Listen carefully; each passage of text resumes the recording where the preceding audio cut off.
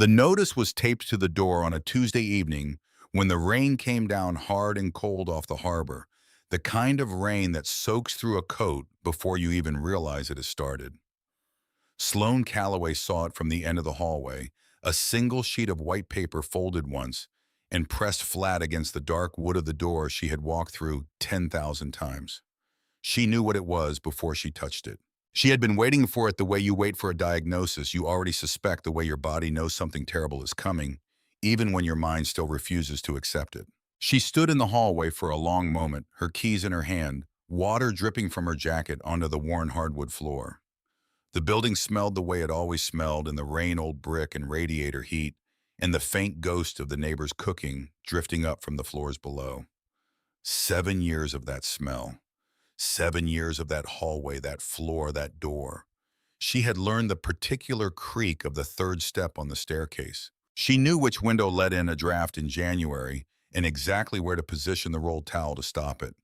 She knew the way the afternoon light came through the south-facing windows at 4 o'clock in November, that specific amber slant that turned the whole apartment gold for exactly 20 minutes before the sun dropped behind the buildings across the street. She pulled the notice off the door. Apex Holdings, LLC, by way of their legal representatives pursuant to the substantial renovation clause as upheld by the Suffolk County Housing Court, effective immediately, you are hereby required to vacate the premises within 48 hours. 48 hours. Not a warning. Not a negotiation. A conclusion. Sloane folded the paper once the same fold it had come in and put it in her coat pocket. She unlocked the door. She went inside. She sat down at the drafting table by the window where she did her work. Her architectural drawings spread across the surface, a half-finished rendering of a commercial lobby she had been hired to redesign, and she looked out at the rain on the glass, and she did not move for a very long time. The city outside kept its own rhythm, indifferent and continuous the way cities always do when individuals within them are quietly coming apart.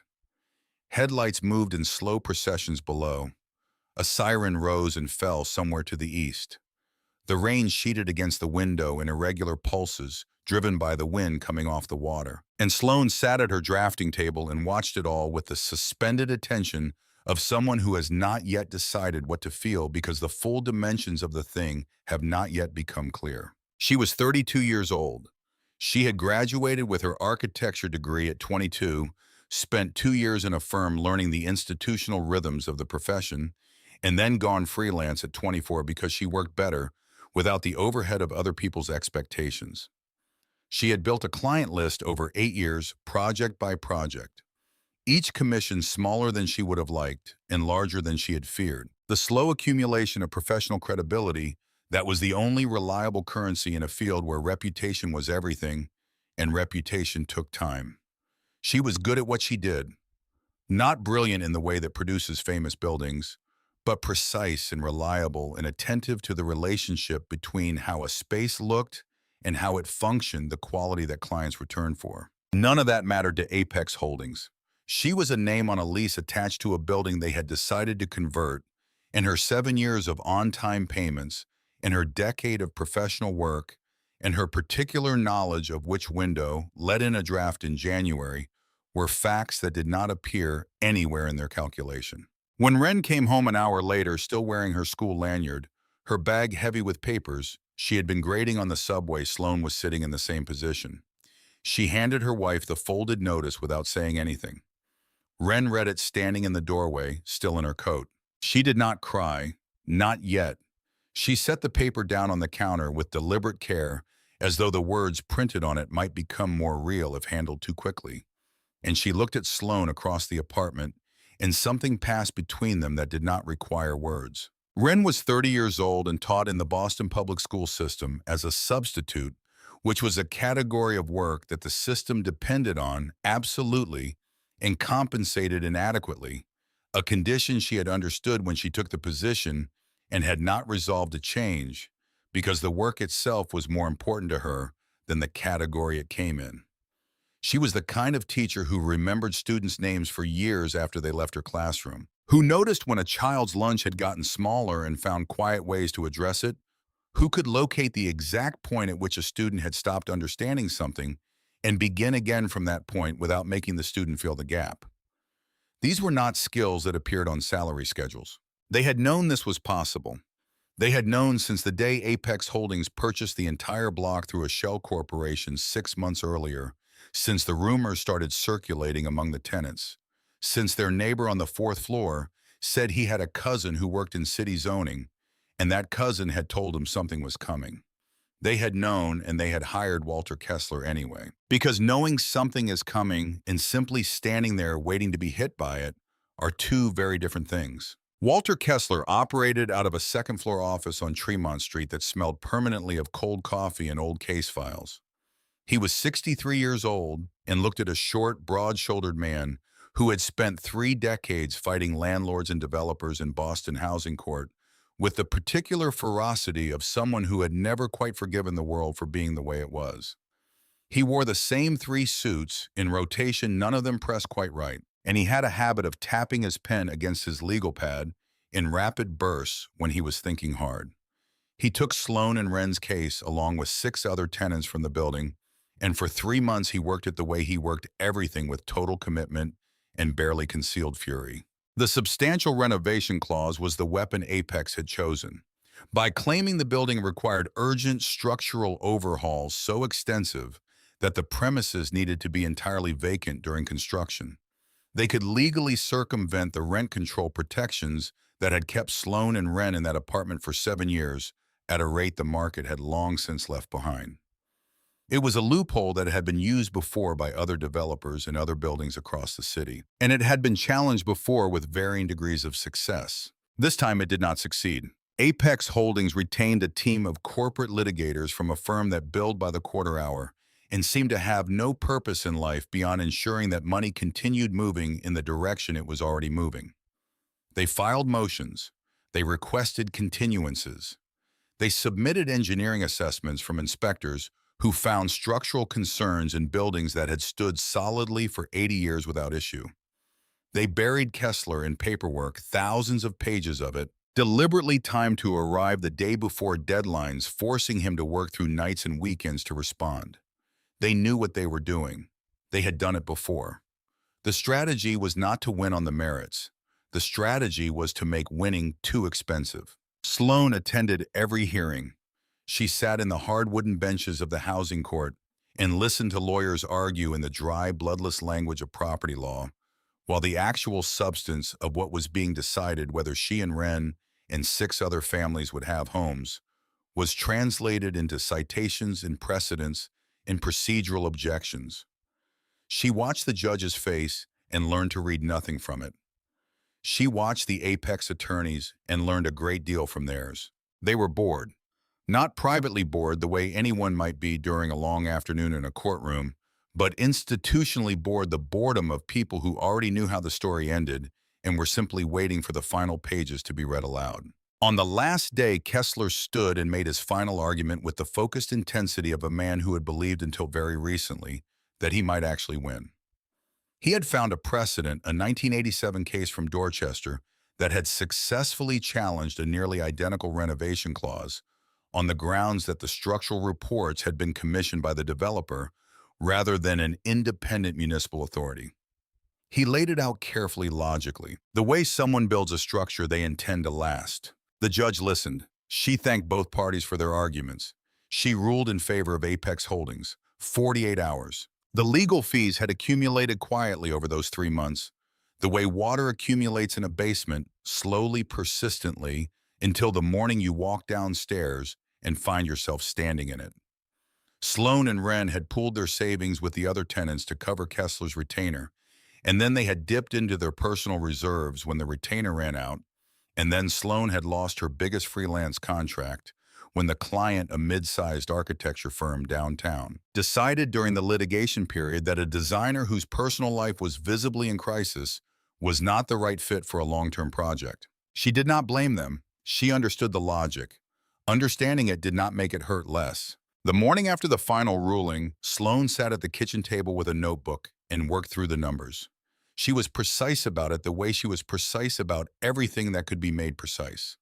The total in their joint savings account was $22,450. It was not a figure that made her feel poor exactly because she knew what actual poverty looked like, and this was not it. But it was a figure that made her feel the specific terror of the middle, the terror of having enough to disqualify you from assistance and not enough to survive in the city that had just expelled you. A comparable apartment in their neighborhood required first month, last month, and a security deposit. At current market rates, that was somewhere between $9,000 and $11,000 just to get the keys. And then the monthly rent itself, which had risen to levels that simply did not fit inside the arithmetic of what Sloan currently earned as a freelancer who had just lost her anchor client and what Wren earned as a substitute teacher in the Boston public school system. She closed the notebook. She looked across the apartment at the boxes they had begun to pack, the careful, painful archaeology of a life being taken apart, books and dishes and framed prints wrapped in newspaper. 7 years of accumulated ordinary existence being reduced to labeled cardboard.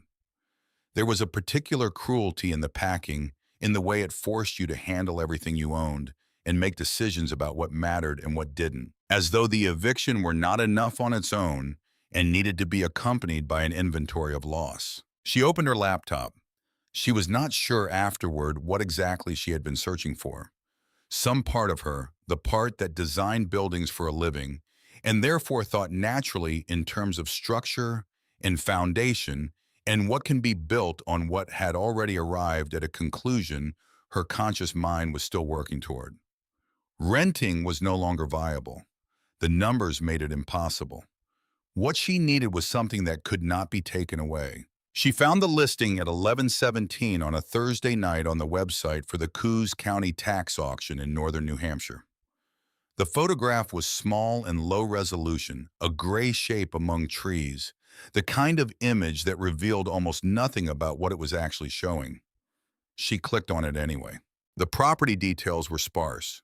4.5 acres of unmanaged timberland in the Great North Woods. A 1,200 square foot A-frame cabin built in 1974. The previous owner, listed as Theodore Carnell, had died without a will. The estate owed multiple years of back property taxes. The county was selling the property to recover the debt. Cash only. As is condition, opening bid $18,000.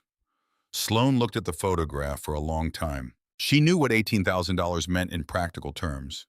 It meant they would have roughly $4,000 left after the purchase, which was not much, but it was something. It meant no mortgage, which was everything.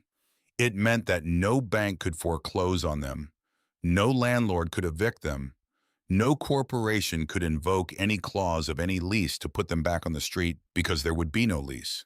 It was theirs. Permanently, irrevocably, completely theirs. She looked at the photograph of the gray shape among the trees. Then she did something she had not done in 3 months. She smiled. She woke Wren. They wired the $18,000 to the Coos County clerk the following morning. The drive north was a quiet one. They had packed what mattered most into 2 cars, taking turns leading and following up Interstate 93. And as the city fell away behind them and the landscape changed from density to space, from highway overpasses and exit ramps to open fields and then to forest, the silence between them changed quality as well. It was no longer the silence of 2 people who had run out of things to say about a crisis. It was something older and more fundamental, the silence of people watching the world change around them and not yet knowing what the new world would ask of them. The cell service dropped somewhere around Lincoln. The pines closed in on both sides of the road, tall and dark and indifferent, and the highway narrowed to 2 lanes and the sky narrowed too, reduced to a gray strip above the tree line. Wren's car was behind her, the headlights visible in the mirror, steady and reassuring. Sloan found herself watching those headlights more than was strictly necessary, drawing something from their consistency, from the fact that they remained there mile after mile without variation or hesitation. They stopped for gas and food at a diner in a small town that the road signs indicated had a population of fewer than 800 people. It was the kind of place that had not changed its menu since 1987, laminated and faded at the edges. And it was warm inside in the specific way of places that run their heat hard against a cold they have learned to take seriously. The windows were fogged at the corners. The counter stools were upholstered in red vinyl that had cracked along the seams and been repaired with electrical tape in at least 3 places. A woman behind the counter named Betty, according to her name tag, was refilling coffee cups along the row of stools without being asked the practiced efficiency of someone who had done exactly this for a very long time. Sloan ordered the soup. Wren ordered coffee and eggs. They sat in a booth by the window and watched the parking lot fill briefly with a logging truck that idled for a few minutes and then moved on. The soup was good, thick and salty, and served in a wide ceramic bowl that had been in regular use long enough to show the faint scratches of thousands of previous spoons. Sloan ate it methodically, thinking about the property they were driving toward, running the renovation sequence in her mind the way she ran every project, working backward from the end state to the first necessary action. It was ordinary and unremarkable, and Sloan would think about it many times afterward, how ordinary it seemed right up until the moment it didn't. She mentioned it casually, the way you mention most things in diners, without expectation of any particular response. She told Betty that they had just bought the old Carnell property up on the county road, the A-frame out in the woods, and she asked if Betty knew it, whether she could point them toward a good hardware store in the area. The effect was immediate and difficult to describe precisely. It was not that Betty did anything dramatic. She did not drop the coffee pot or gasp or take a step back. She simply stopped. The movement of her arm as she continued to pour, she had been mid-pour when Sloan said the name, refilling the cup in front of a man in a flannel shirt, sitting 2 stools down, paused for a fraction of a second. A pause so small that you would have missed it if you were not watching carefully. Sloan was watching carefully. It was part of how her mind worked, the noticing of spatial and structural anomalies, the gap between what something appeared to be and what its proportions actually suggested. Betty finished the pour. She set the coffee pot down on the counter. "Ted Carnell's place," she said, and her voice was perfectly level, perfectly ordinary, carrying nothing that could be explicitly identified as warning or concern. "You folks bought that." "We did," Sloan said. "Well," Betty picked the coffee pot back up. "Good luck to you out there." She said it the way people say things they intend to mean more than the words themselves carry. There was a pause in which Sloan waited for more, some additional sentence that would give the comment its context. But Betty had already turned away and was moving down the counter toward the far end, and the conversation was overclosed as definitively as a door being shut. 2 stools down, the man in the flannel shirt had not looked up during this exchange. He was perhaps 55, a big man, with the particular kind of large hands that come from outdoor work, and he was focused entirely on his coffee cup in the manner of someone making a deliberate study of it. He waited approximately 45 seconds after Betty moved away. Then he stood, laid a folded bill on the counter, without counting out change, and walked out the front door. Sloan watched through the window. He stood beside a dark pickup truck in the parking lot. He took out his phone. He dialed a number, not a text, a call, and held the phone to his ear. He was facing partially away from the window, and she could not read his lips or his expression, only the posture of someone relaying information to someone else, the particular stillness of a body, focused entirely on the act of speaking and the importance of being heard correctly. He did not look back toward the diner. He talked for perhaps 2 minutes. Then he got in the truck and drove north in the same direction they were heading. Sloan did not say anything to Wren about this until much later. She filed it the way she filed structural anomalies on a job site. Something to note, something to return to, something that might mean nothing and might mean everything, depending on what else emerged. She paid for their meal and left a tip, and thanked Betty, who thanked her back with the neutral professionalism of someone who has said nothing and intends to continue saying nothing. And they walked out into the cold parking lot and got back in their respective cars and continued north. They found the property as the afternoon light was beginning to go. The driveway, or what had once been a driveway, was entirely reclaimed by water, and root damage washed out and overgrown, to the point that both cars had to be left at the county road and everything carried in on foot. A quarter mile through mud and dead leaves, in the particular silence of deep woodland in the late season, when all the birds have gone south and the only sound is the occasional creak of a branch and the soft percussion of your own footsteps. The cabin came into view gradually the way things emerge from dense forest, its outline assembling itself piece by piece between the trees. The photograph had prepared Sloane for dilapidation. The reality exceeded the photograph considerably. The roof had the specific sag of structural members that had been carrying water damage for years, a slow surrender of load-bearing capacity that left the ridgeline visibly bowed. Several of the windows were boarded over with plywood that had begun to delaminate at the edges. The porch boards were in varying states of collapse, some merely soft underfoot, others entirely rotted through, and Sloane tested each one before trusting her weight to it on the way to the door. The front door itself was unlocked. It opened with a prolonged groan of unoiled hinges that seemed to echo in the hollow interior. Inside, the air was cold and dense, with the smell of things that had been enclosed too long.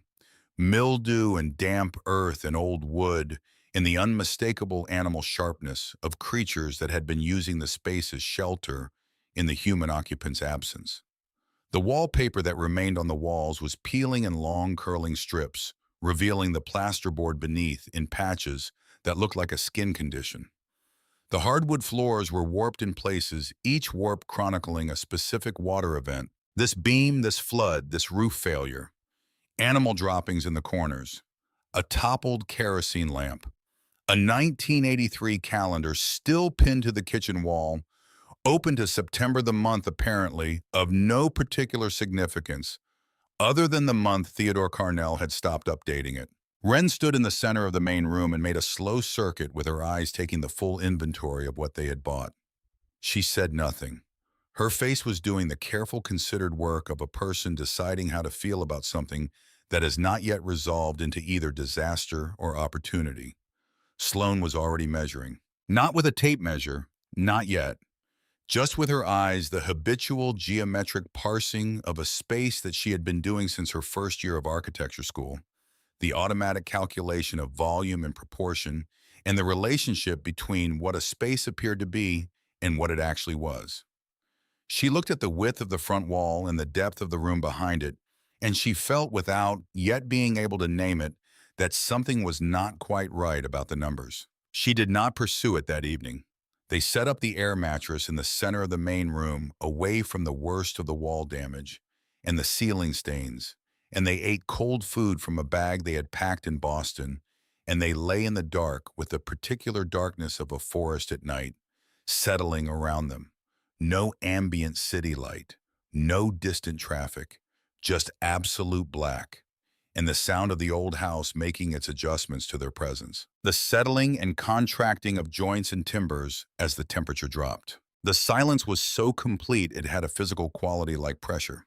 In the city, there was always something beneath the silence, a layer of ambient mechanical noise so constant that you stopped registering it as sound and experienced it instead as a kind of atmospheric density. Here there was nothing beneath the silence. It went all the way down. Sloane lay on her back and looked up at the ceiling. She could not see and let her mind move through the dimensions of the space the way she did when she was working through a design problem, measuring and remeasuring, looking for the thing that didn't fit. 40 feet of exterior foundation, interior rooms that summed to 31. She allowed for walls and came up short. The massive stone fireplace at the center of the house consumed space, but not 8 feet of it. Not 7. Not... When she was honest about the structural physics of what a chimney that size actually required more than 4. She fell asleep with the number 8 somewhere in the back of her thoughts waiting. The first morning was revelatory in the way that first mornings in places you have made a terrible mistake tend to be.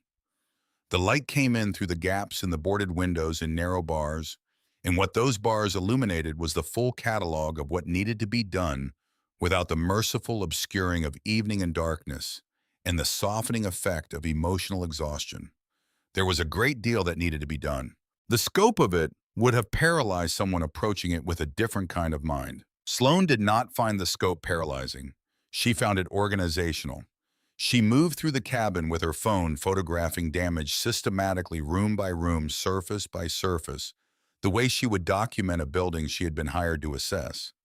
She made a list in the notebook she kept in her jacket pocket. Not a wish list or a dream list, but an operational sequence, what had to be done first to make what came second possible. The logic of renovation as a problem in dependencies and critical paths. Wren watched her do this and understood correctly that this was the form that optimism took in her wife's particular personality. They drove to the nearest hardware store, which was 40 minutes south, and they spent carefully from what remained of their savings, buying only what the first phase required. They were back at the cabin before noon. For 3 weeks they worked. The work was physical and demanding and satisfying in the way that purely physical work can be satisfying to people who spend most of their professional lives at desks and drawing tables. They tore out the worst of the moldy drywall, renting a dumpster that sat at the end of the county road and filling it over 4 days. They scrubbed the hardwood floors with industrial cleaner until the grain emerged from decades of grime with the surprised look of something that had forgotten what it was. They patched the roof from the outside, Sloan on the ladder with a pry bar, while Wren handed materials up, both of them sunburned by the second week from working outdoors in the cold, clear air of the North Woods. The work was also, in some way, neither of them fully articulated, but both of them felt the appropriate response to what had been done to them. It was the directed application of the anger that had nowhere else to go. Each strip of rotten drywall torn from the wall was Apex Holdings. Each board replaced on the porch was a response to Raymond Finch's name on a legal document. They rebuilt, and in rebuilding they reclaimed something that was not just the physical structure of the cabin, but something in themselves that the eviction had attempted to take. The rhythm of those 3 weeks settled into them in ways they had not anticipated. They woke before 7 because the light came up early, and the birds that remained in the North Woods this late in the season were not quiet about it.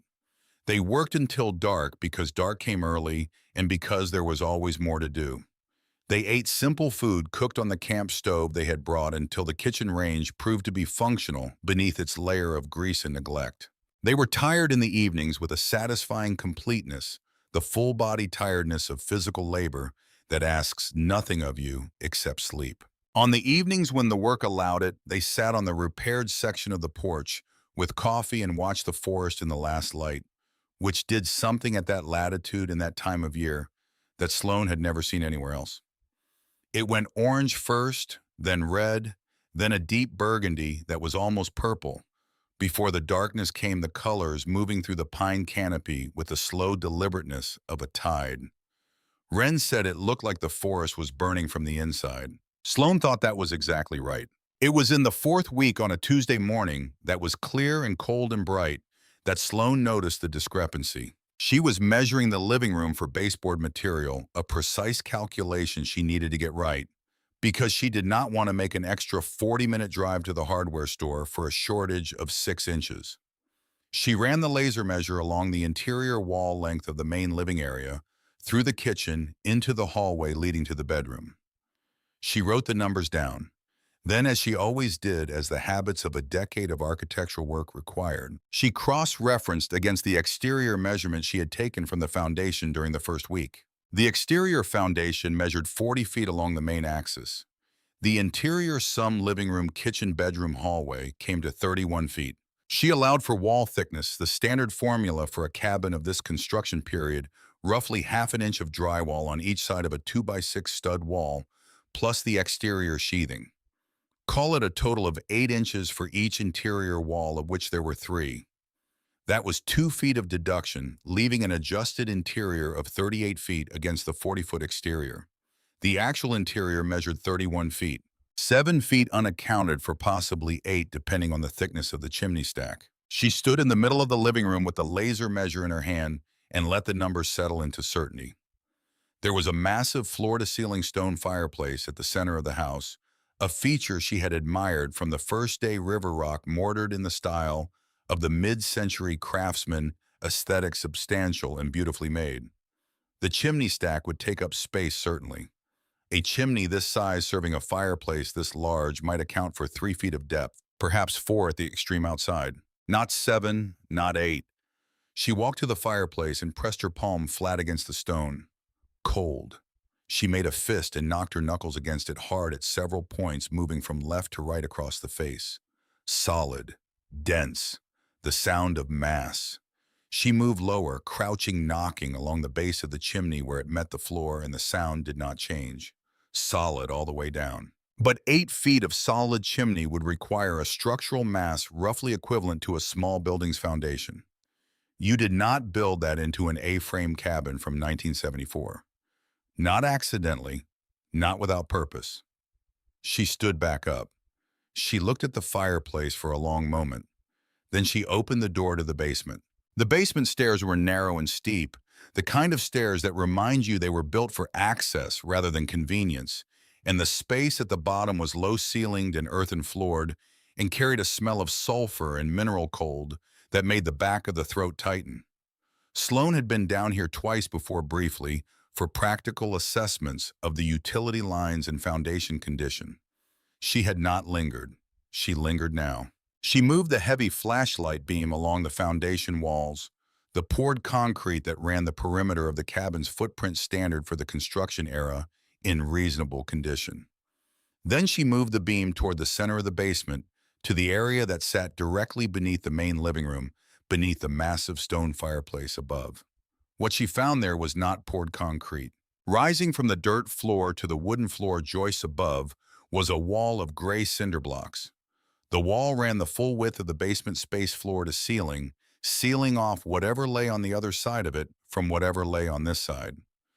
The mortar work was crude, visibly crude, smeared and uneven. The work of someone working quickly and without formal training, entirely inconsistent with the careful craftsmanship evident in the stone fireplace above and the poured foundation around it.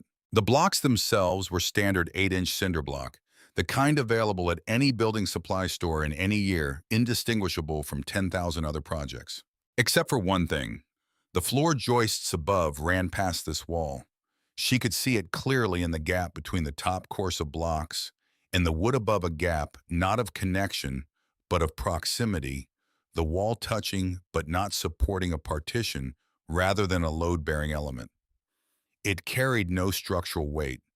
It had been built after the cabin was complete, inserted into the existing space as a barrier, as a concealment. Sloan ran her hand slowly along the face of the cinder blocks. The mortar was rough under her fingertips, gritty with age, but not ancient, newer than the cabin, newer than the foundation, newer than the floor joists and the beams and everything that had been here when the structure was first raised. She thought about the diner. She thought about the man in the flannel shirt and his 2 minutes on the phone in the parking lot driving north. She thought about Betty's face, that particular quality of controlled nothing, the face of someone who had decided not to tell you something. She thought about Theodore Carnell, who had died in this cabin alone, who had left no will, no family, no explanation for the multiple years of unpaid property taxes on a property that was worth practically nothing to anyone except as a refuge, which was perhaps the point, which was perhaps exactly and entirely the point. She kept her hand on the cinder block wall. She looked at it for a long time in the cold yellow beam of the flashlight. Then she went back upstairs to get the sledgehammer. Wren was in the kitchen when Sloan came back up from the basement, and she read something in her wife's face that made her set down the sandpaper she had been using on the cabinet frames and straighten up, reading the shift in Sloan's expression, the way she read the shift in a classroom when something had changed. Sloan did not explain. She went to the corner of the living room where they kept the tools, lifted the sledgehammer by its handle, and turned back toward the basement door. Sloan, Wren's voice was careful. What did you find down there? A wall that shouldn't be there. What does that mean?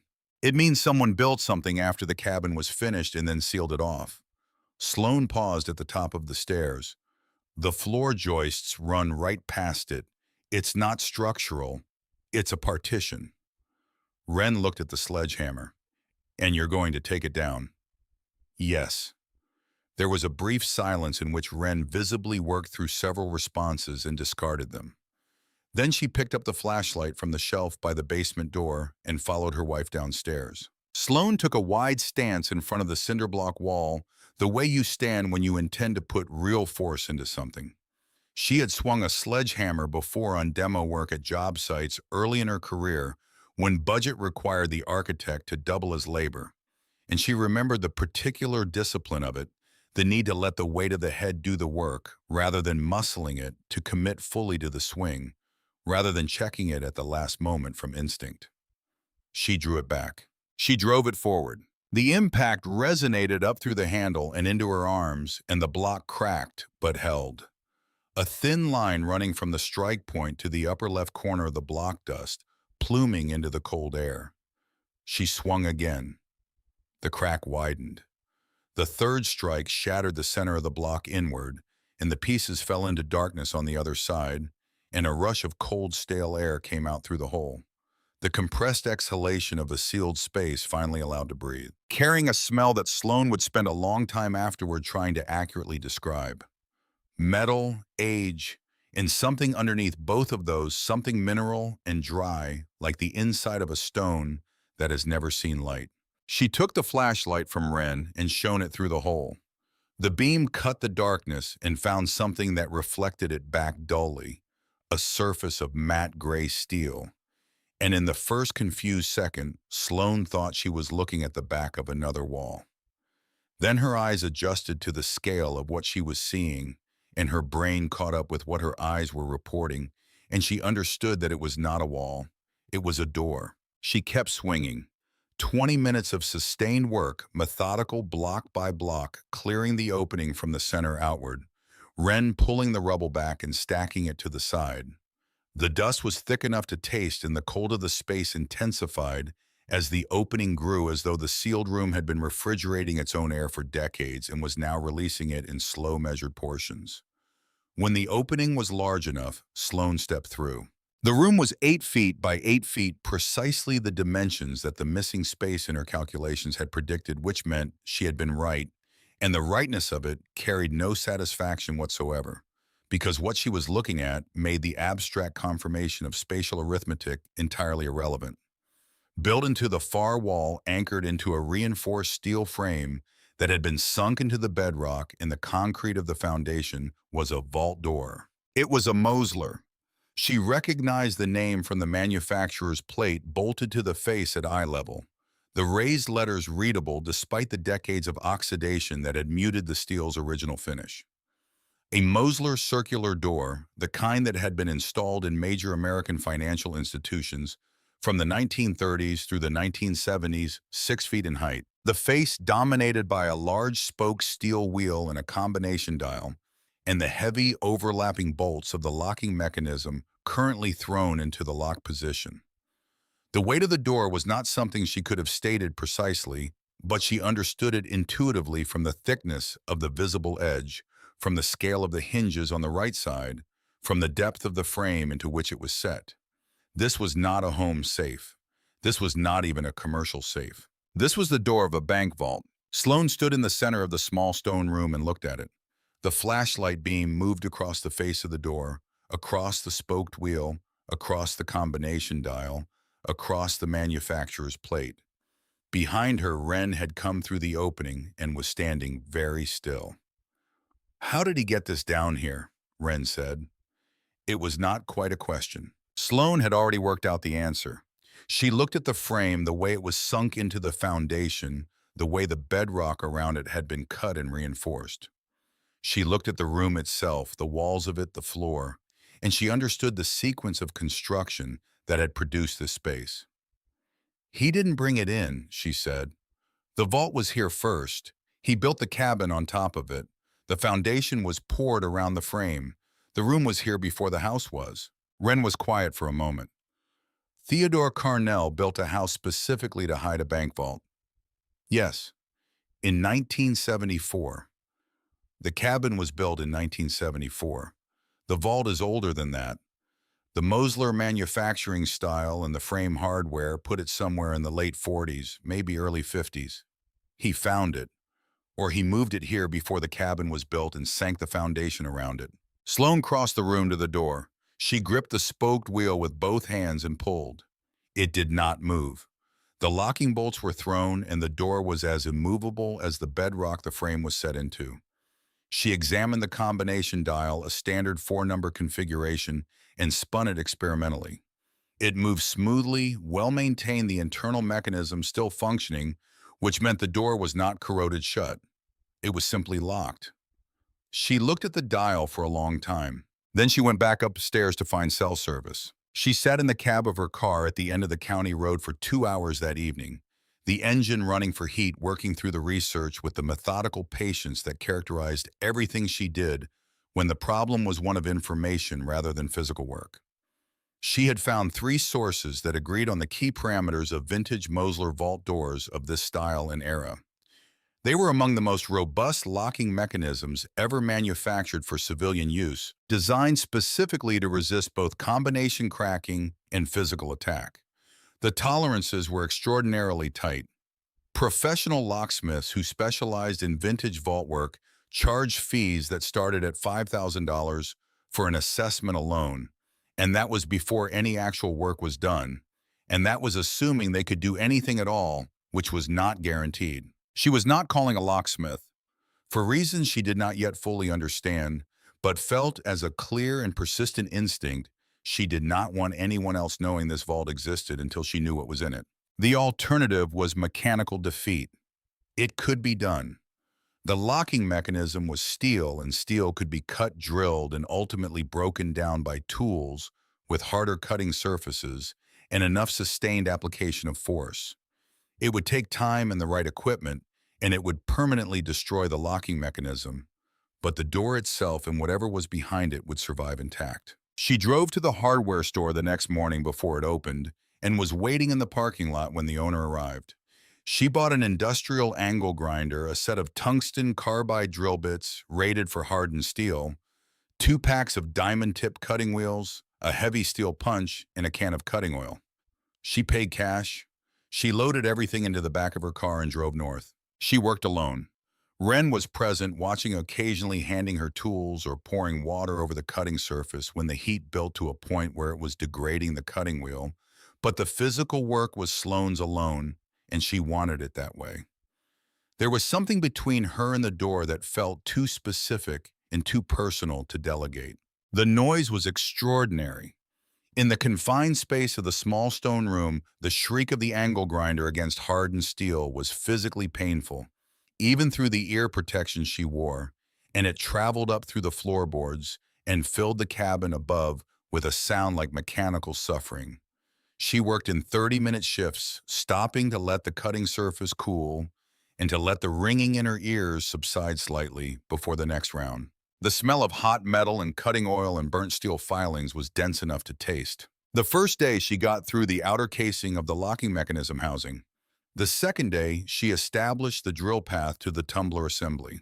She broke 3 tungsten bits against the hardened steel plate, protecting the tumblers, each break a small defeat that she cataloged and adjusted for changing her angle, her pressure, her speed. The cutting oil helped. The patience helped more. On the evening of the third day, with the light outside going gray and the temperature in the basement dropping toward the point where her breath was visible and her fingers were losing their fine motor precision, despite the work gloves, she felt the drill break through into the tumbler housing. The resistance changed the subtle but unmistakable shift from solid material to hollow space, and she withdrew the bit slowly and shone the flashlight into the hole. She could see the tumbler stack. She set down the drill. She picked up the steel punch and the hand sledge. She seated the punch in the hole, adjusted the angle by a fraction, and drove it with a single hard strike. The sound that came from inside the door was deep and resonant, and entirely different from anything the exterior work had produced, a heavy, hollow clang that seemed to come from the mass of the door itself, a mechanical event within the mechanism. Sloane stepped back. She looked at the combination dial. She stepped forward and tried the wheel. It moved. She pulled. The door came open with the specific sound that only something very large and very old and very sealed makes when it is opened for the first time in decades, a sound that was partly mechanical and partly something more fundamental. The groan of steel hinges bearing a weight they had not been asked to bear in a very long time. the exhalation of air from an enclosed space releasing its compression into the surrounding atmosphere. The cold that came out of the vault's interior was several degrees colder than the already cold basement air, the preserved cold of a sealed environment, and with it came the smell of the interior metal and aged leather, and something dry and papery that was familiar in the way that old institutional spaces are familiar. Sloane raised the flashlight. She stepped inside. The interior was perhaps 10 feet deep and the same width as the door, roughly 8 feet across the walls, steel-lined and fitted with heavy shelving on both sides. On the left wall, the shelves held equipment. A vintage shortwave ham radio setup, substantial and complex, the kind of system that could transmit and receive over very long distances, its dials and meters dusty but intact. Beside it, arranged with military precision, a stack of sealed ammunition crates stenciled in the format of military surplus supply, each crate padlocked. Sloane counted 8 crates. But it was the center of the vault that stopped her. A heavy wooden desk, dark with age, had been positioned against the back wall. On its surface, arranged with the kind of careful order that speaks of obsession rather than mere organization, were several dozen leather-bound ledgers. They were stacked in columns by size, the largest at the back, the smallest at the front, and each one had a small strip of paper affixed to its spine with a date range written in cramped, precise handwriting.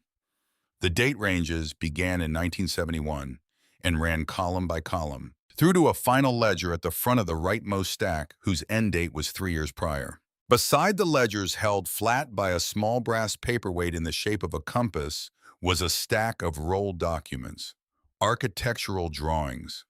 Sloane recognized the format before she touched them, the particular size and weight of professional architectural prints rolled tight and secured with rubber bands that had long since lost their elasticity and gone brittle. She picked up the top roll.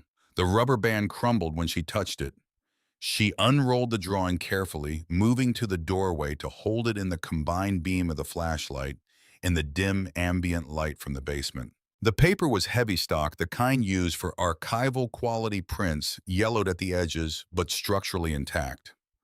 The drawing itself was a floor plan, highly detailed, dimensioned with the precision of professional architectural work, every wall and doorway and structural element rendered with the kind of careful accuracy that only existed when someone needed to use the drawing for an actual operational purpose. In the lower right corner of the drawing, in a bordered title block, was a stamp. She read it twice before she fully processed what it said. Federal Reserve Bank of Boston. Architectural Floor Plan Unrestricted. Series Reference 1982. She did not move for several seconds. She stood in the doorway of the vault with the blueprint unrolled in her hands, and she read the stamp a third time to make sure she was reading it correctly, and it said the same thing the third time that it had said the first 2 times. Behind her, Wren had come to the doorway. She was looking past Sloane at the desk, at the ledgers, and the remaining rolled blueprints, and then her eyes moved to the right side of the room, to something on the lower shelf that Sloane had not yet fully looked at. Sloane turned. The lower right shelf held packages, 2 layers of them stacked flat, each one roughly the size of a large hardcover book wrapped in heavy clear plastic sheeting that had been heat-sealed at the edges. Through the plastic, she could see the contents, the distinctive green-gray of American currency, banded stacks of bills, each band bearing a printed wrapper. She crossed the vault in 2 steps and picked up one of the packages. The plastic was rigid with age. She held the flashlight directly against the surface, pressing it close so the beam would illuminate the print on the band wrappers inside. Federal Reserve Bank of Boston, Series 1982. She set the package back down. She picked up another one from a different part of the stack and checked its band. Same. She checked a third. Same. The packages were uniform. The currency was uniform. Every band bore the same designation, the same series, the same issuing institution. She stood back and looked at the full extent of the shelf. There were a great many packages. How much? Wren said from the doorway. Sloane looked at the layout of the shelf, did the rough calculation the way she would estimate material quantities on a job site volume. times density times the known face value of bundled currency. Somewhere around 2 million, she said, maybe slightly more. Wren made a sound that was not quite any identifiable word. We can't spend it, Sloane said immediately because she had already arrived at this conclusion, and it was important to say it out loud before the number could take on any other character. Serial numbers on uncirculated Federal Reserve currency are sequential and tracked. Any of these bills passed through any financial institution would trigger an immediate flag. This money is evidence. It has been evidence since the day it was taken. She was already moving to the desk. She pulled the first ledger from the front of the nearest stack and opened it. The handwriting inside was the same hand as the date labels on the spines, cramped and precise. Each letter formed with the controlled exactness of someone who had learned penmanship from a strict teacher and never lost the discipline. The pages were dense with entries, columns of figures and abbreviated notations, property addresses rendered in a shorthand that took her several pages to begin decoding, and names, some full names, some initials, some what appeared to be operational designations. Moving through a network of transactions recorded with the comprehensive thoroughness of someone who had understood at the time of writing that these records were insurance. She worked through the first ledger in roughly an hour, standing at the desk, turning pages with careful hands, building the picture. Then she moved to the second, the third. She pulled the oldest ledgers from the back of the stacks and cross-referenced them against the newer ones, building chronology, mapping the evolution of what she was reading. What she was reading was a complete operational record of one of the most sophisticated real estate money laundering networks in the history of organized crime in the northeastern United States. Theodore Carnell had not been a reclusive woodsman who happened to die in an isolated cabin with an interesting basement. Theodore Carnell had been a ghost payroll architect, a specialist in the creation and management of financial structures so complex and so carefully layered that the money moving through them emerged on the other side looking like legitimate real estate income. He had been for more than a decade the primary financial infrastructure manager for a man named Gennaro Angiulo. She found the name on the sixth page of the second ledger, and then found it many times after that, always in the same abbreviated form, always in the context of funds flowing outward from what were clearly illicit sources, and being routed through a sequence of shell corporations and property holdings and trust entities until the origin became untraceable. Gennaro Angiulo had been the operating underboss of the Patriarca crime family, the organization that had effectively controlled organized criminal activity in New England from the 1940s through the early 80s.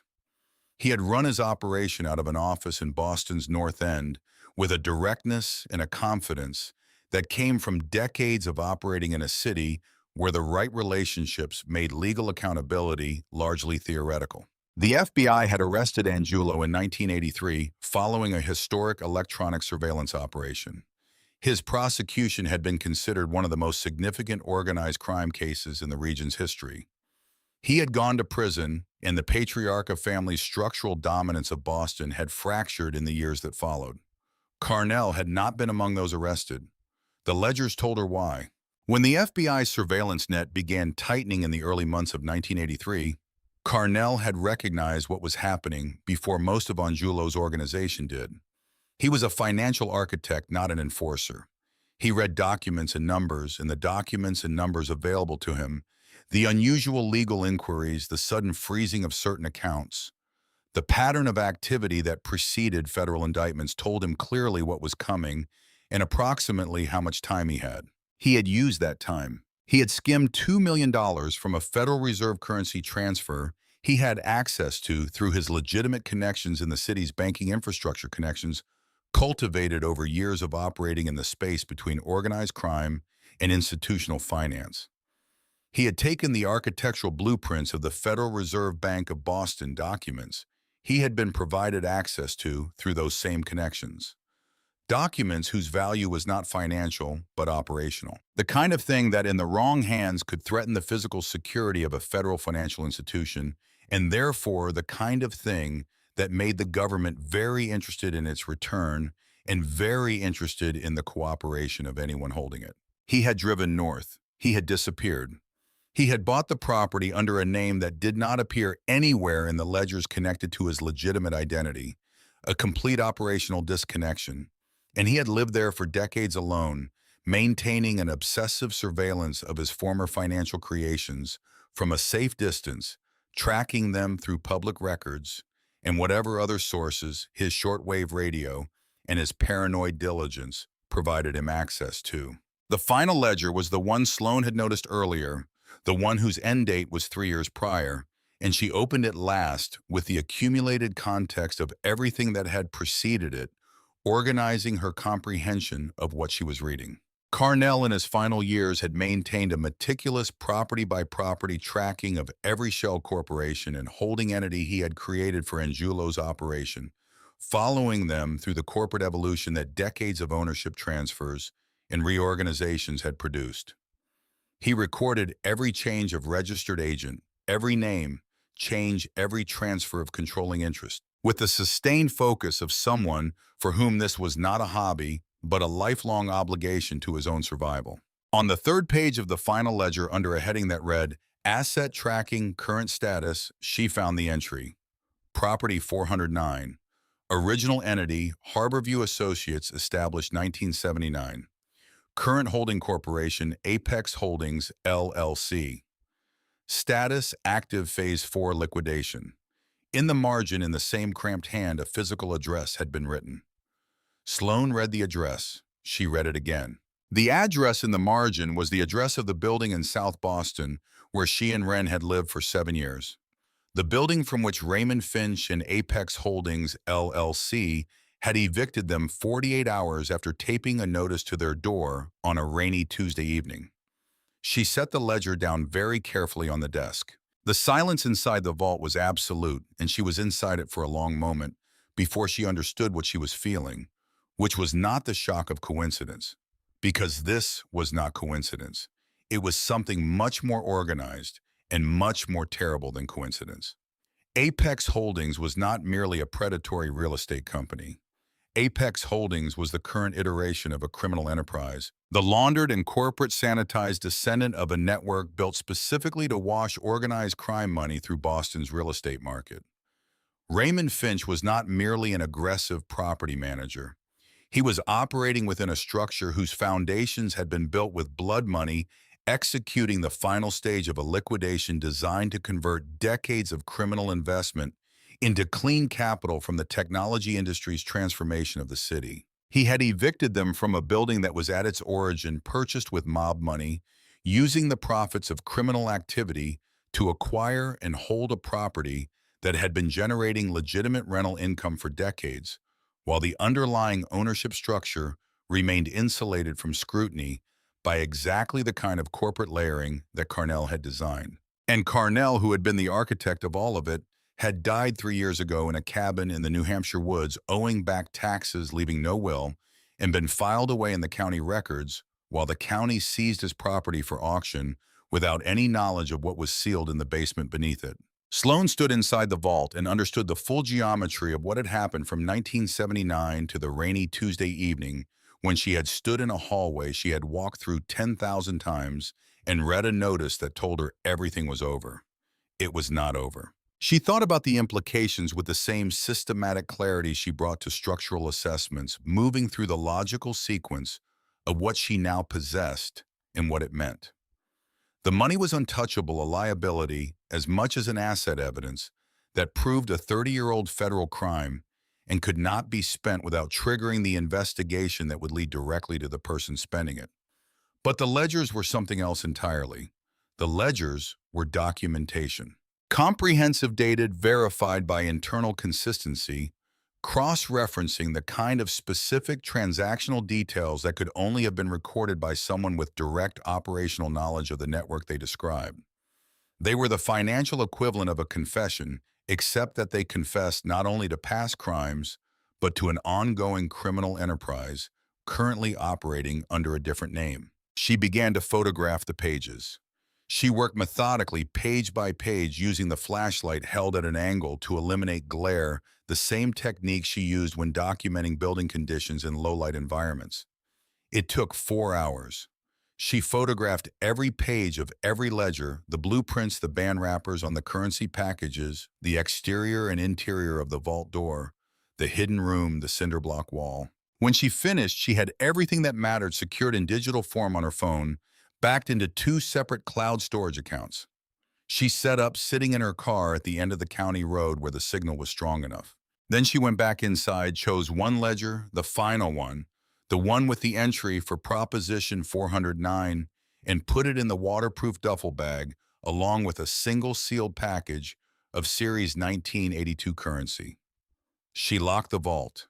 She rebuilt the cinder block opening as best she could with the broken pieces and excess mortar she found in the basement. It would not fool anyone who looked closely, but it would not be visible to anyone who did not have reason to look. She made dinner. They ate. She said nothing to Wren about what she intended to do, not because she was keeping secrets, but because the plan was still assembling itself in her mind, still working through its own logical dependencies, and she had learned a long time ago not to speak plans aloud before they were finished. She was lying on the air mattress in the dark, the forest silence pressing against the cabin walls when she heard it. It was a sound so small that she was not certain at first that she had heard it at all. Not a branch, not the settling of the house. Something deliberate, a weight placed and then lifted with care. The specific rhythm of a footstep taken by someone who does not want to be heard and almost succeeds. She lay completely still. She listened. Two more sounds, then silence. Then after a long pause, the soft, careful sound of a door being tested, a pressure applied and released, the almost inaudible click of a latch moved by an exterior hand and then released when it offered resistance. She had locked the back door before dark. She lay in the darkness and did not move and counted her own heartbeats until the sounds outside stopped entirely and the forest was silent again, and she could no longer be certain whether she was hearing anything or only listening so hard that her brain was manufacturing sounds from the ambient noise of the night. She did not sleep. In the morning, she went outside before Wren was awake and walked the perimeter of the cabin slowly in the slanted early light, reading the ground the way she had learned to read surfaces for information rather than aesthetics. The soil around the back of the cabin was soft from the recent rains. There were footprints, two sets both the same tread, which meant one person, a large shoe, a men's size 12 or 13, the heel deeper than the toe, the weight distribution of someone moving carefully, slowly, with deliberate foot placement. They came from the tree line on the north side of the property, approached the back wall of the cabin, moved along the wall to the back door, and returned to the tree line. She went inside. She went directly to the basement. She looked at the section of cinder block wall she had hastily rebuilt, and then looked at the floor around it. The ledger she had left on the desk inside the vault was visible through the newly mortared gap, and she had left it in a specific position, spine facing left, pages facing the door, the corner of the cover slightly overhanging the desk edge. It was still there, but the spine was facing right. Someone had been in the vault. Someone had found the entrance, moved the ledger to read it, and replaced it nearly perfectly, nearly in the original position, close enough that someone who had not deliberately noted the original orientation would not have noticed the difference. She had noted the original orientation. She went back upstairs. Wren was awake now, standing in the kitchen with coffee, reading the expression on Sloane's face, with the attention she gave to things that mattered. "We need to leave today," Sloane said, "right now, and we need to go back to Boston." The return journey south was different in every way that mattered from the drive north. They drove in the same formation, Sloane leading and Wren following, but the silence between the two cars now carried a weight that had not been there before, a pressurized quality, as though the air itself understood that the nature of what they were carrying had changed. Sloane did not take the direct route to the interstate immediately. She went south on the county road for 12 miles, watching the mirror with the focused attention of someone who has been given a reason to watch mirrors. At the third mile, a dark pickup appeared behind them, and her chest tightened in a way she recognized from the courthouse, the body's honest acknowledgement of threat. But the pickup turned off before the 5th mile onto a logging access road and did not reappear. And she breathed out slowly and continued south, her hands steady on the wheel, her mind moving forward. The duffel bag rode in the back seat like a second passenger, its weight disproportionate to its size.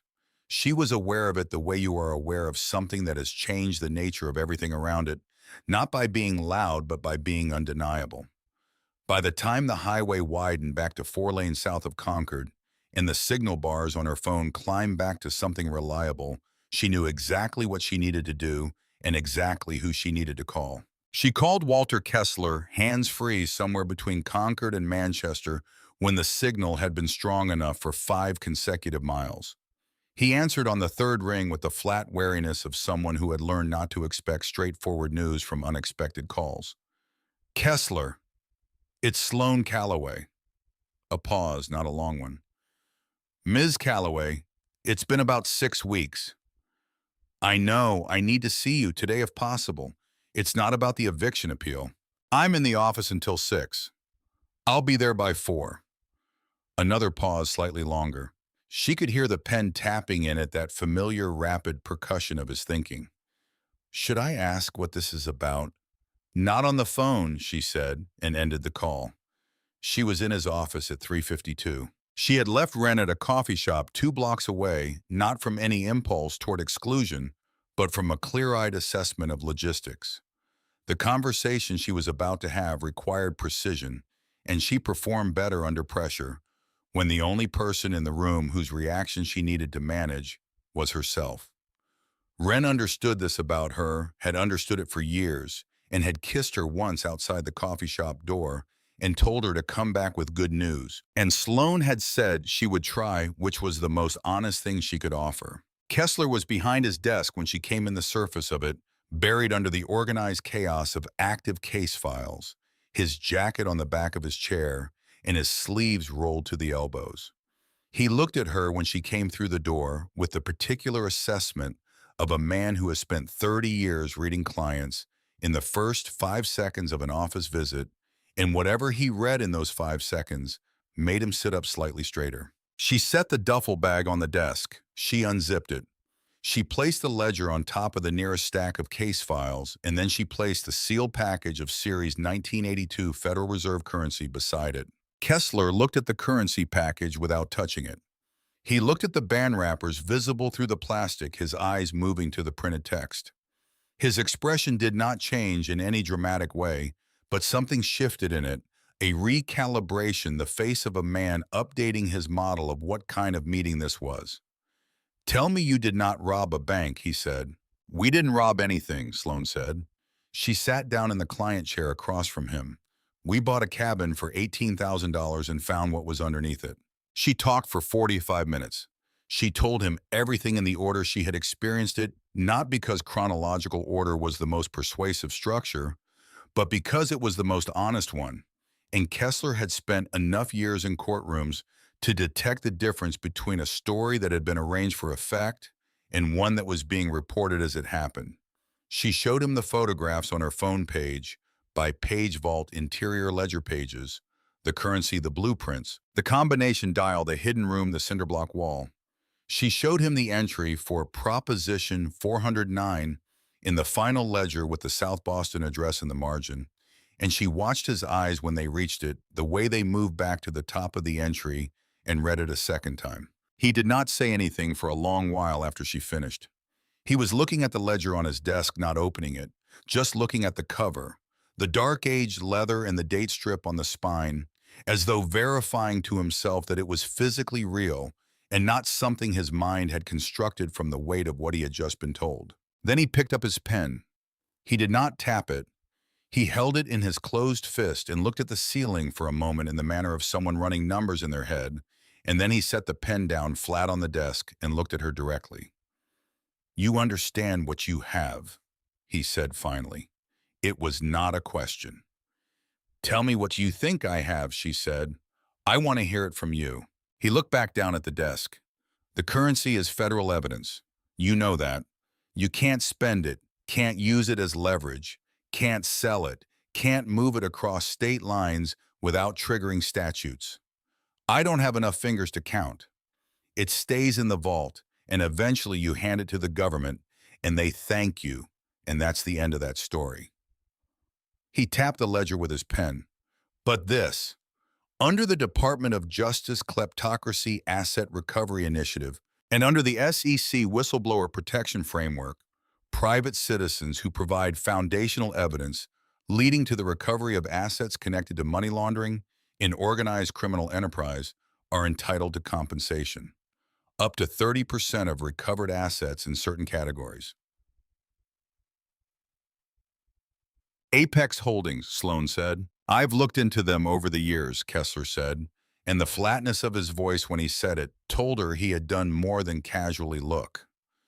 Their portfolio in this city is roughly $400 million in current valuation. Commercial and residential, most of it acquired in overlapping waves of development going back 30 years, the ownership structures are layered in a way that always struck me as excessive for legitimate business purposes. He paused.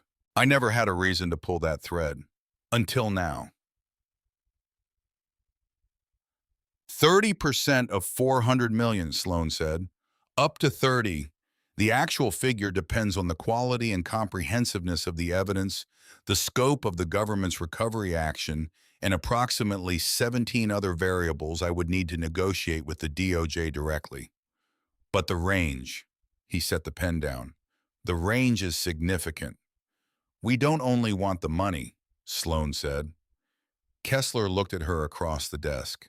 We want Raymond Finch to look at us when he loses everything, she said. Not read about it afterward. Not hear about it through a lawyer. We want to be in the room. Kessler was quiet for a moment. Then something crossed his face that she had seen once before in the courthouse corridor after the final ruling. The expression he wore when the legal machinery produced an outcome so fundamentally unjust that his professional composure had to work hard to contain his personal response to it. Except that now the machinery was running in the other direction, and the expression was different in character. Less like contained anger and more like the face of a man allowing himself carefully for the first time in a while to find something genuinely satisfying about the world. Let me make some calls, he said. The meeting with the FBI did not happen quickly.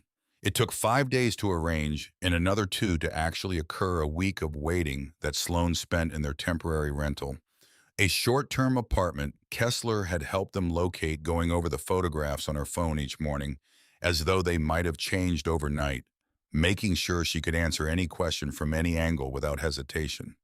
She ran the timeline repeatedly. She traced the corporate lineage of Apex Holdings through the chain of entities Carnell had documented, writing it out in her architect's precise hand on a yellow legal pad, making sure the connections were clear and the chronology was unbroken.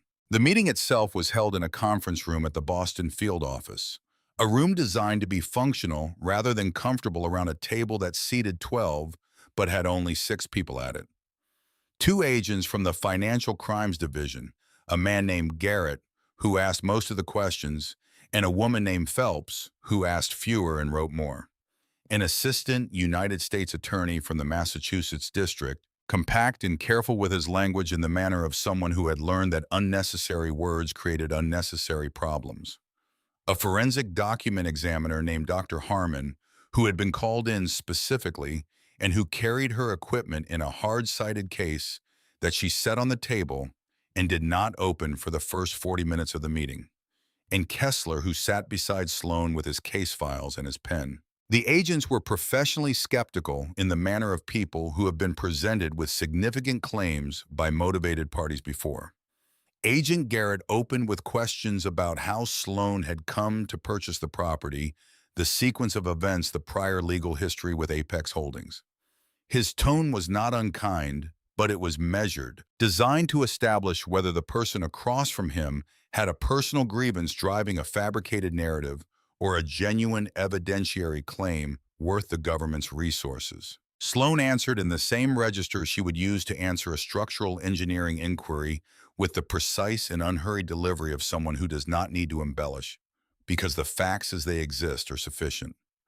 She walked Garrett through the spatial discrepancy first, because it was the part he would be most likely to question a freelance architect discovering a hidden vault by noticing that the measurements didn't add up. She explained the methodology of the calculation, the exterior foundation against the interior, sum the wall thickness allowance, the residual 8 feet.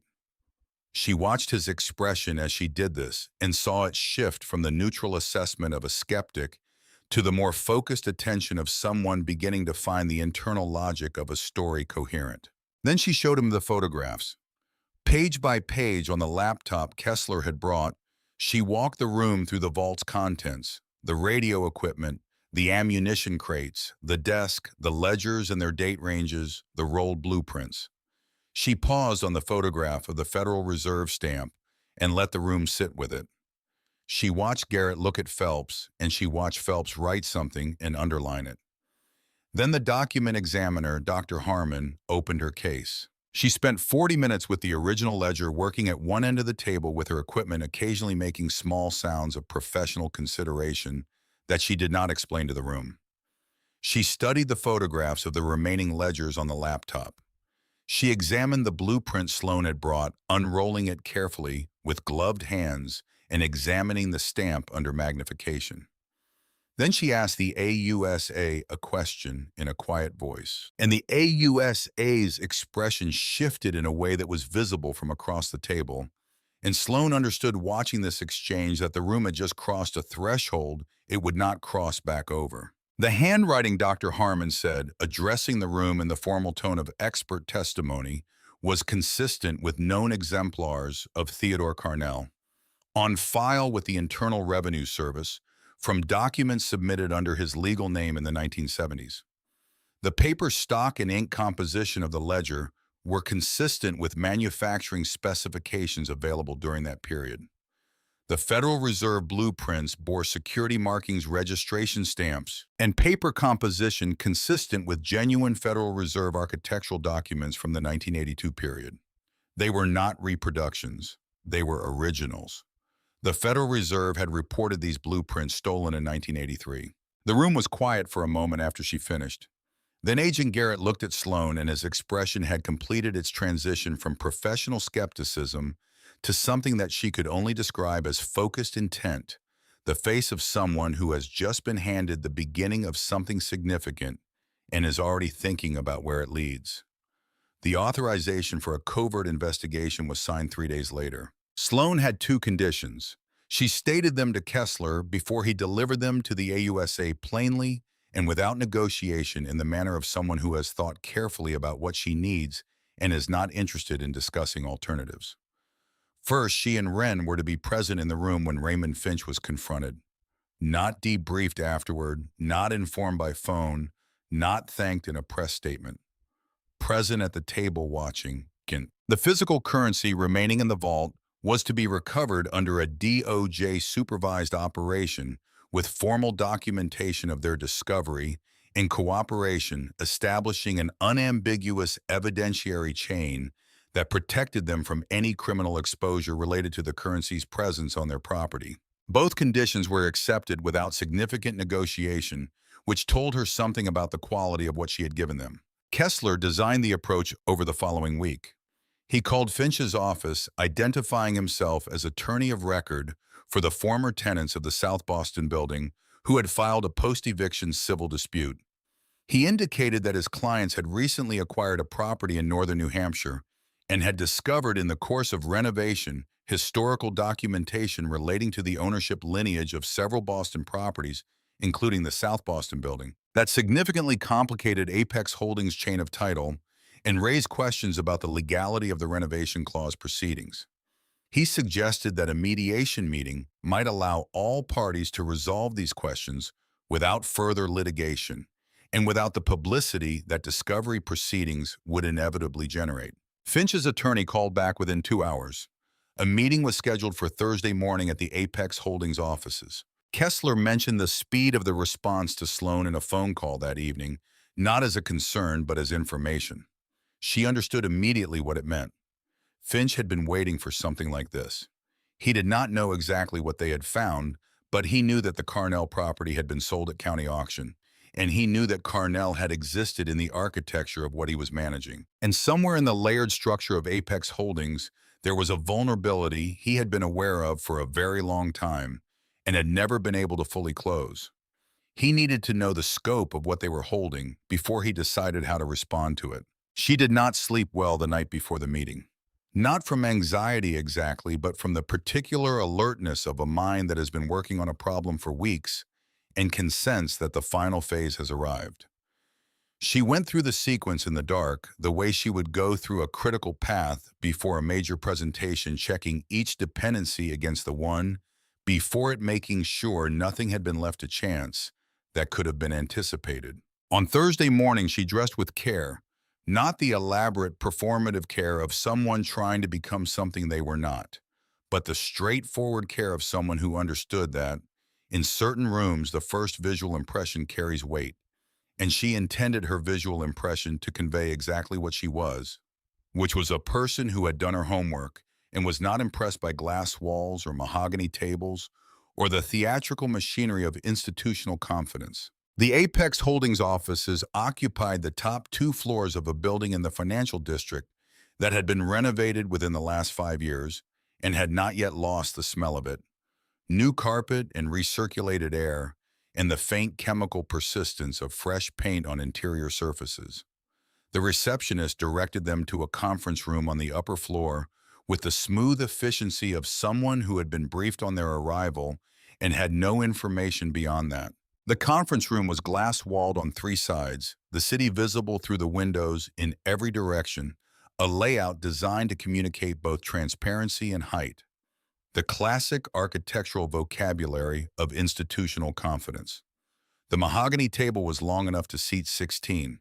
They were 3 on their side, Sloan and Wren and Kessler, and the empty length of the table between them and the door gave the room the specific feel of a space arranged for an audience rather than a conversation. Raymond Finch came in 6 minutes after they did. She had not seen him since the courthouse the day the judge ruled against them, when he had walked out ahead of his attorneys without looking at the tenant group gathered in the hallway. The practiced non-acknowledgement of someone who has learned that looking at the people you have just damaged is an unnecessary expenditure of energy. He was younger than she remembered, or perhaps she had aged. The image of him in her mind sharpened him into something more monstrous than the physical reality. He was somewhere in his early 40s, lean, the kind of person whose suit fits perfectly because he has worn suits long enough that his body has conformed to them rather than the other way around.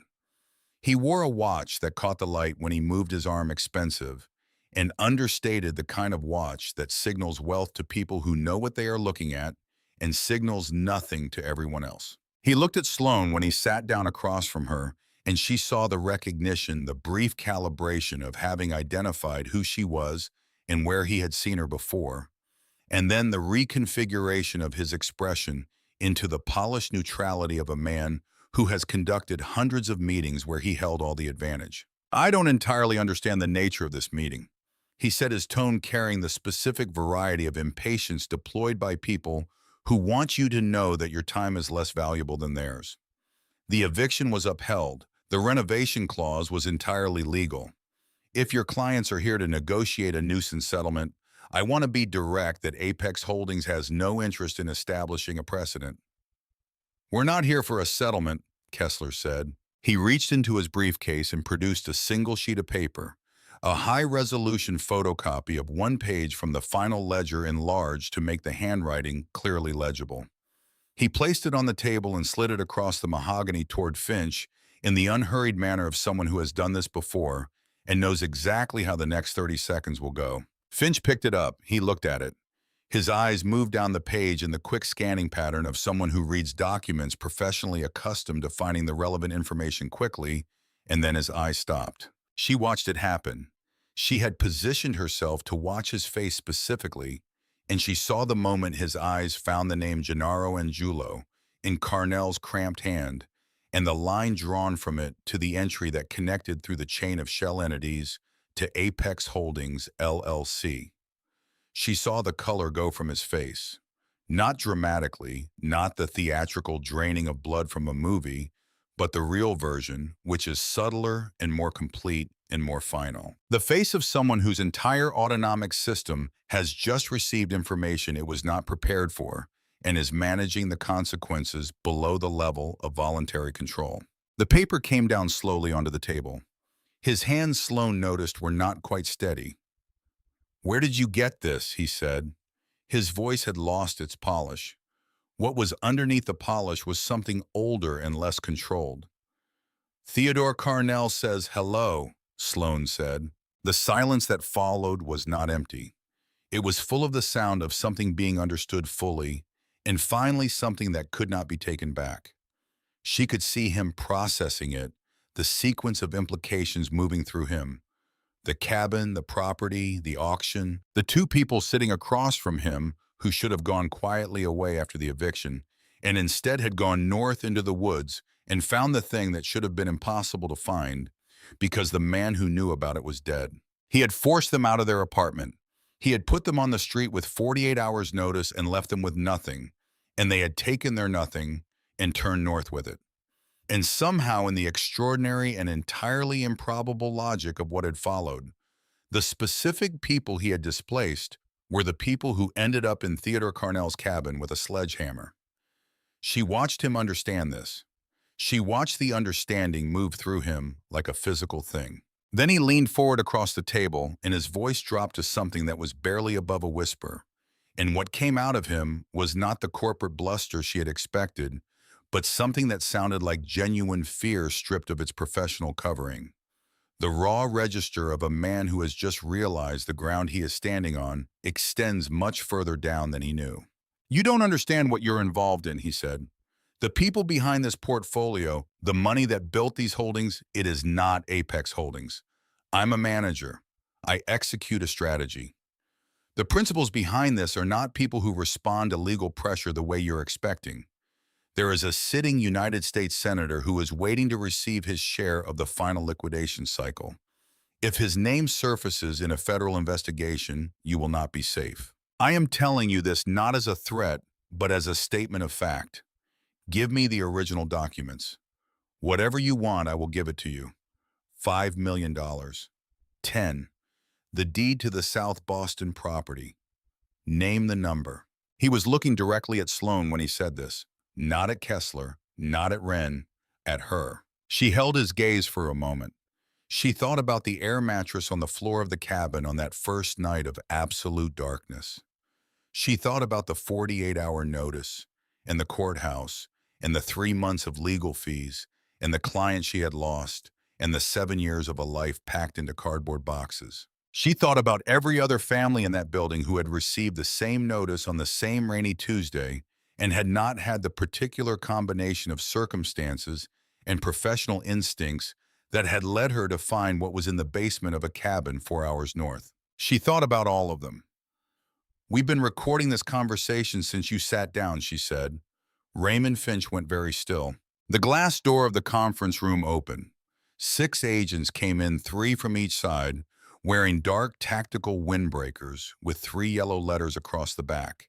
And the room, which had been arranged to communicate the confidence of institutional power, became something else entirely in the space of 4 seconds, as the geometry of advantage reversed itself completely and permanently. She watched the agent read Finch his rights in the particular flat and practice cadence of someone who has said these words many times and has learned to say them without inflection, because the inflection is not the point, the words are the point. And she watched Raymond Finch's hands being drawn behind him in the silver of the handcuffs against the fabric of his perfectly fitted suit, and she thought of the word that Walter Kessler had said under his breath in the courthouse corridor, the day the judge ruled against them, a single word she had not responded to at the time because there was nothing to say. She thought of that word, and she thought of this moment, and she understood that the distance between those 2 points had been exactly the distance it needed to be. What followed happened in the registers of institutional time,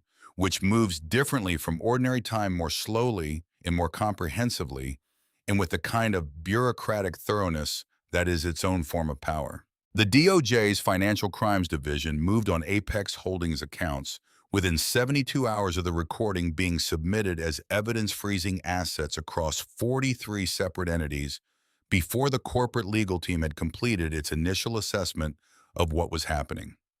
The asset freeze was so comprehensive and so precisely targeted that it was clear to everyone involved, including Apex Holdings lawyers, that whoever had given the government this information had given them not a thread to pull, but a complete map of the fabric. 40 years of patient criminal infrastructure assembled ledger entry by ledger entry in a paranoid man's vault in the New Hampshire woods, dismantled in 3 days by federal accountants working from a document that fit in a duffel bag. The vault in New Hampshire was recovered under a joint FBI and DOJ operation, 11 days after the boardroom meeting. Sloan drove up with 2 agents, and Kessler let them into the basement and watched them document the cinder block wall and the hidden room and the Mosler door with the methodical thoroughness of people building a case that would need to survive a great deal of legal scrutiny. The document examiner, Dr. Harmon, stood inside the vault with her hands at her sides and looked at the shelves and the desk with the expression of someone in the presence of something historically significant. The face of a professional encountering the physical reality of something she had previously known only as an abstract entry in a cold case file. The $2 million in Series 1982 Federal Reserve currency was cataloged, photographed, and removed under chain of custody protocols that Kessler had insisted be documented in specific reference to Sloan and Wren's cooperation agreement. The blueprints were removed. The radio equipment and ammunition crates were assessed and removed. The ledgers she had left inside were retrieved and added to the others she had already provided. The cold case file on the stolen Federal Reserve blueprints opened in 1983 and formally suspended in 1994 when the leads had been exhausted was closed. Sloan stood in the empty vault after everything had been taken and looked at the steel walls and the empty shelves and the bare wooden desk. And she thought about Theodore Carnell driving north in 1983, alone with $2 million in marked bills and a set of stolen blueprints and the knowledge of what he had done and who he had done it for, and 30 years of paranoid isolation ahead of him in a cabin he had built over the one thing he could not bring himself to destroy. She felt something that was not quite sympathy, but was not entirely without it either. He had done terrible things in service of terrible people. The money he had taken to fund his escape belonged to the federal government and ultimately to the public it served. And yet he had kept records with a completeness and a precision that went far beyond any practical necessity, and he had kept them in a vault under a cabin in the wilderness where no one was ever supposed to find them. And whatever his reasons, those records had existed and they had found them, and the chain of causality that followed had its own moral weight that she could not entirely reduce to a simple judgment. She turned off the flashlight and went back upstairs. The senator's name became public 6 weeks after Finch's arrest. She read about it on her phone in the cabin in New Hampshire, sitting on the new porch they had built from timber milled locally, the morning light coming through the pines at an angle that made the whole tree line glow amber. The name was on the front page of 3 national newspapers and ran continuously on the cable news networks for 4 days. The senator resigned his seat before the formal charges were filed, a calculation universally analyzed as tactical and universally understood to accomplish nothing in terms of the legal exposure that followed. The political dimension of the case drew attention that would not otherwise have attached to what was at its core a decades-old organized crime prosecution in a northeastern city. That attention produced pressure on the DOJ's recovery operation toward comprehensiveness, a pressure toward making the case as complete and as public as possible that ultimately expanded the scope of the asset recovery beyond what might otherwise have been pursued and worked directly in Sloan and Wren's favor. The 9 months that followed were not easy months. The cooperation agreement required Sloan's availability for interviews and document reviews and depositions that pulled her repeatedly away from the work of rebuilding the cabin and the work of rebuilding her practice. There were weeks when the legal process felt like an additional imposition, another institution making demands on her time for its own purposes, and she had to remind herself in those weeks what the alternative had looked like. Standing in the hallway with a piece of white paper in her hand, while the rain came down outside with 48 hours and $22,000 and nowhere to go, she continued working. She took on design clients from her home office in New Hampshire, driving to Boston for site visits and client meetings, building the practice back from the damage the eviction year had done to it. The word spread in the professional community the way reputation spreads when someone has demonstrated under genuine pressure exactly what kind of professional they are. By the 6th month, she had more work than she could efficiently manage, and had started a waiting list for the first time in her career. Wren found a position at the local school district, a long-term substitute placement that converted to a full-time contract in the spring semester, the hiring committee apparently finding her qualifications and her willingness to relocate to a small northern community sufficiently unusual to be decisive. She taught third grade. She knew every student's name by the end of the first week and every student's particular situation by the end of the first month.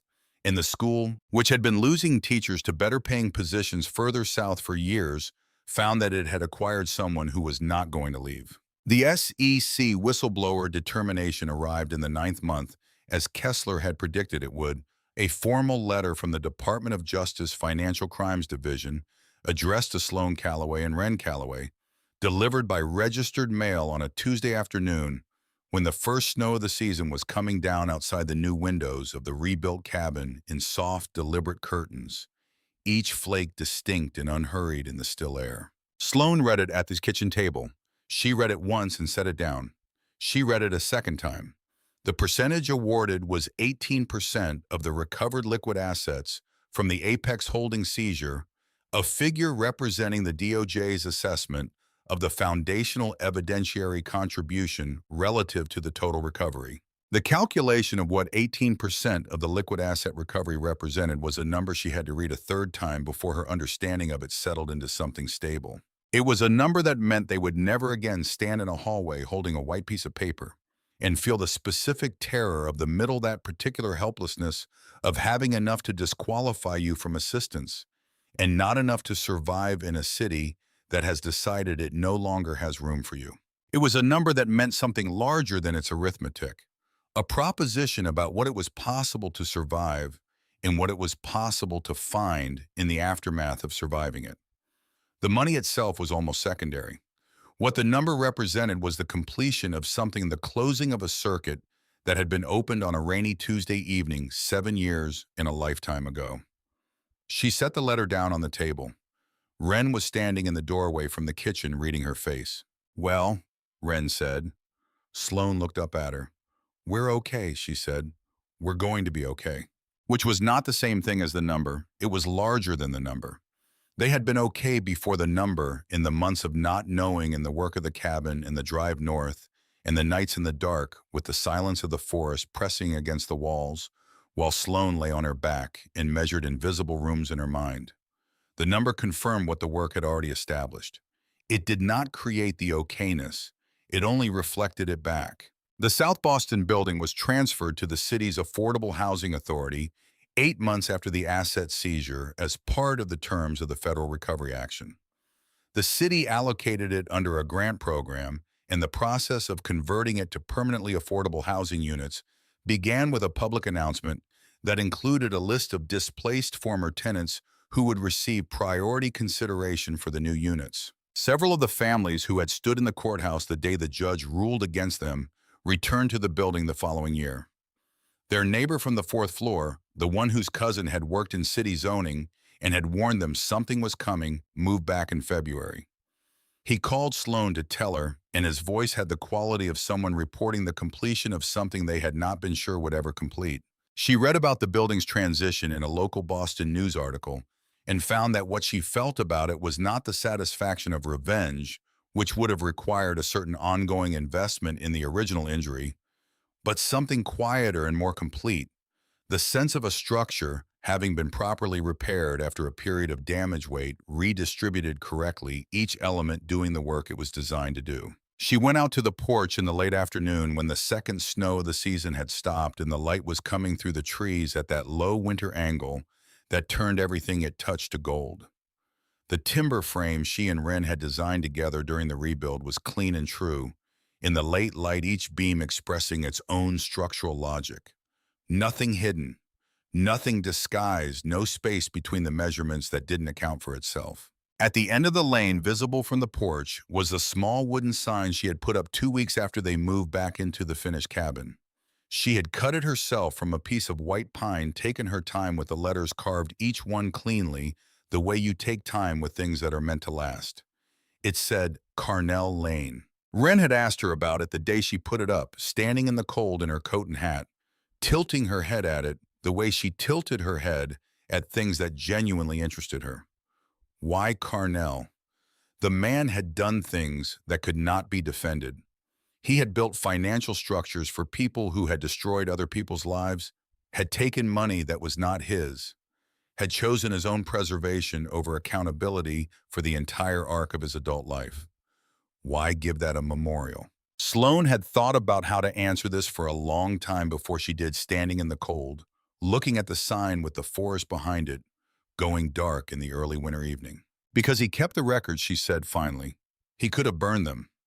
When he took the money and drove north in 1983, he could have destroyed every ledger, every document, every piece of evidence that connected him to anything that had happened, and he would have been safer and freer for it. There was no rational, self-interested reason to preserve the evidence of what he had done, but he preserved it anyway with extraordinary care in a vault he built a cabin on top of, in a room no one was ever supposed to find. She paused. The forest was quiet around them, the particular quiet of a winter evening in the North Woods, deep and total and without echo. Maybe he knew someone would need it someday, she said. Or maybe he simply could not bring himself to destroy the truth he had spent 20 years recording. Either way, the records existed. And we found them. And everything that followed from that finding was only possible because he kept them in the dark and the cold in a vault that was supposed to be a secret forever. She looked at the sign. You put a name on things that changed your life, she said, even when the name is complicated. Wren had been quiet for a moment with her hands in her coat pockets and her breath making small clouds in the cold air. Then she had nodded slowly, the nod of someone who has considered an argument seriously and found it sufficient. She had gone back inside, and the snow had started again, falling soft and straight in the still air.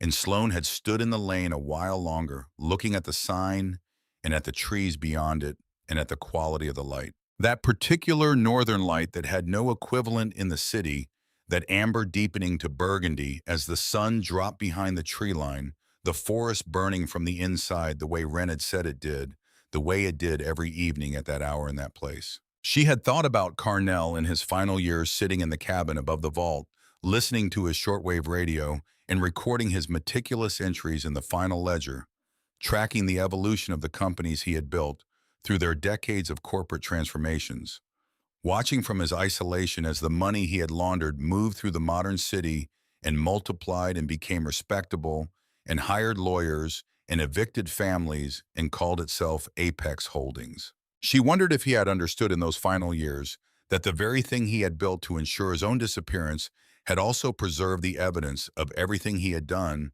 that the vault beneath his floor contained not only his escape, but its own eventual undoing. She wondered if on some level he had intended it that way. She did not have an answer to that.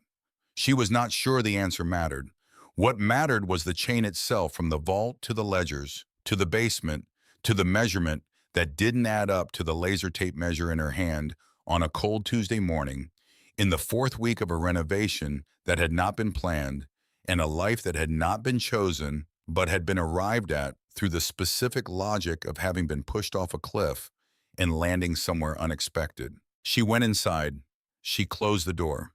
The cabin was warm, the kind of warm that comes from a house that has been properly insulated and properly maintained, a warmth that held its own against whatever came at it from outside. The fire in the hearth that Wren had built before going upstairs was burning down to coals, casting the room in a low and steady light. The kitchen smelled of the dinner they had eaten together and the coffee Wren had made afterward. The architectural drawings on the table by the window were weighted at their corners with the small objects Sloane had accumulated over months of working in this room. A river stone from the property, a length of rope left over from the rebuild, the small brass paperweight in the shape of a compass that she had carried out of the vault and kept without entirely knowing why. She stood in the center of the room and looked at it, at the proportions of it, at the way the ceiling height related to the floor area, and the window placement related to the light at the structure of the space, expressing its own logic clearly and without concealment. And she felt the thing she always felt when a space was right, that specific satisfaction of measurement matching reality, of the numbers adding up. She went to bed.